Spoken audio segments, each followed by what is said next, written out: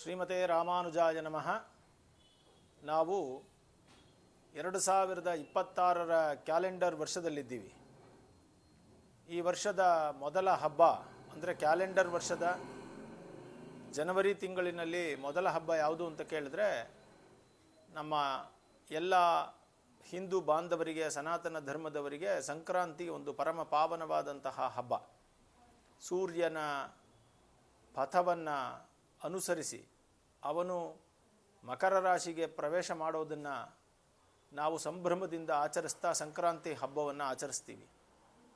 ಈ ಸಂಕ್ರಾಂತಿ ಹಬ್ಬ 2026ರಲ್ಲಿ ಯಾವ ದಿನ ಅನ್ನೋದು ಕೆಲವರ ಗೊಂದಲ. ಅಂದರೆ ಸಂಕ್ರಾಂತಿ ಹಬ್ಬ 14ಕ್ಕ 15ಕ್ಕ ಅಂತ ಒಂದು ಚರ್ಚೆ ಅಲ್ಲಲ್ಲಿ ಕಾಣ್ತಾ ಇದೆ. ಚರ್ಚೆಗೆ ಅವಕಾಶ ಏನಿಲ್ಲ. ಅಂದರೆ ನಮಗೆ ತುಂಬ ಪಂಚಾಂಗಗಳ ಪ್ರಕಾರ ಮತ್ತು ಖಗೋಳ ಗಣಿತದ ಪ್ರಕಾರ ಈ ಸೂರ್ಯನು ಮಕರ ರಾಶಿಗೆ ಪ್ರವೇಶ ಮಾಡೋದು 14ನೇ ತಾರೀಕೆ 3 ಗಂಟೆಯ ನಂತರ ಪ್ರವೇಶ ಮಾಡ್ತಾನೆ ಅಂತ ಕೆಲವು ಪಂಚಾಂಗಗಳಲ್ಲಿ ಇದೆ. ಇನ್ನು ಕೆಲವು ಪಂಚಾಂಗಗಳಲ್ಲಿ ಸಮಯದ ವ್ಯತ್ಯಾಸಗಳು ಕಾಣ್ತದೆ. ಆದರೆ ಎಲ್ಲ ಪಂಚಾಂಗಗಳಲ್ಲಿಯೂ ಒಂದೇ ನಿರ್ಣಯ, ಅದು ಸೂರ್ಯನು ಮಕರ ರಾಶಿ ಪ್ರವೇಶವನ್ನು ಮಾಡುವಂತಹದ್ದು 14ನೇ ತಾರೀಕೆ. ಹಾಗಾಗಿ 14ನೇ ತಾರೀಕು ಮಕರ ಸಂಕ್ರಾಂತಿ ಅಂದರೆ ಸಂಕ್ರಮಣ ಅನ್ನೋ ಸೂರ್ಯನ ಚಲನೆ ಆವತ್ತೇ ಆಗೋದು.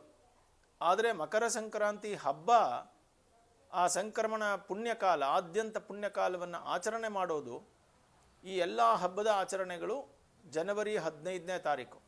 ಹಾಗಾಗಿ ಮಕರ ಸಂಕ್ರಾಂತಿ ಹಬ್ಬ ನಾವು ಆಚರಿಸ್ತಾ ಇರೋದು, ಆಚರಿಸಬೇಕಾಗಿದ್ದು ಜನವರಿ 15ನೇ ತಾರೀಕು ಅಂದರೆ ಗುರುವಾರ. ಇದರಲ್ಲಿ ಯಾವ ಸಂದೇಹವೂ ಇಲ್ಲ. ಮತ್ತು ಸರ್ಕಾರಿ ಕ್ಯಾಲೆಂಡರ್ಗಳಲ್ಲಿಯೂ ಕೂಡ 15 ಅಂತಲೇ ಪ್ರಿಂಟ್ ಆಗಿದೆ. ಮತ್ತು ಎಲ್ಲ ಪಂಚಾಂಗಗಳಲ್ಲಿಯೂ ಕೂಡ ಜನವರಿ 15 ಮಕರ ಸಂಕ್ರಾಂತಿ ಹಬ್ಬ ಇದೆ, ಆವತ್ತೇ ಆಚರಣೆಯನ್ನು ಮಾಡಬೇಕು. ಇನ್ನು ಎರಡನೇ ಪ್ರಶ್ನೆ, ಅಯ್ಯಪ್ಪ ಸ್ವಾಮಿಯ ಭಕ್ತರೆಲ್ಲರೂ ಕೂಡ ಅತಿ ಪರಮ ಪವಿತ್ರವಾದದ್ದು ಅಂತ ಅಂದ್ಕೊಳ್ಳೋದು ಯಾವುದು ಅಂತ ಕೇಳಿದ್ರೆ, ಶಬರಿಮಲೆಯಲ್ಲಿ ಮಕರ ಜ್ಯೋತಿ ಯಾವಾಗ ಕಾಣಿಸುತ್ತೆ, ಆ ಮಕರ ವಿಳಕ್ಕು ಯಾವತ್ತು, ಅಂದರೆ ಮಕರ ವಿಳಕ್ಕನ್ನು ಯಾವತ್ತು ಆಚರಣೆ ಮಾಡ್ತಾರೆ ಅನ್ನೋದು ಪ್ರಶ್ನೆ. ಶಬರಿಮಲೆ ದೇವಾಲಯದ ನಿರ್ವಾಹದ ಪ್ರಕಾರ, ಅಂದರೆ ಅವರ ಅಫಿಷಿಯಲ್ ವೆಬ್ಸೈಟಲ್ಲೇ ಬಂದಿರುವಂತೆ ಮಕರ ಜ್ಯೋತಿ ಮತ್ತು ಮಕರ ವಿಳಕ್ಕು ಅಂತ ಏನು ಆಚರಣೆ ಮಾಡ್ತಾರೆ ಅದು ಜನವರಿ 14ನೇ ತಾರೀಕು ಸಾಯಂಕಾಲ.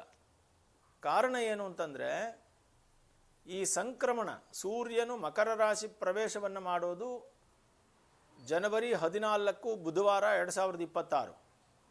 ಅಂದರೆ ಸಂಧ್ಯಾಕಾಲದಲ್ಲಿ ಸಂಕ್ರಮಣ ಇರುವಂತಹ ಕಾಲ ಅದು ಸಾಯಂಕಾಲನೇ.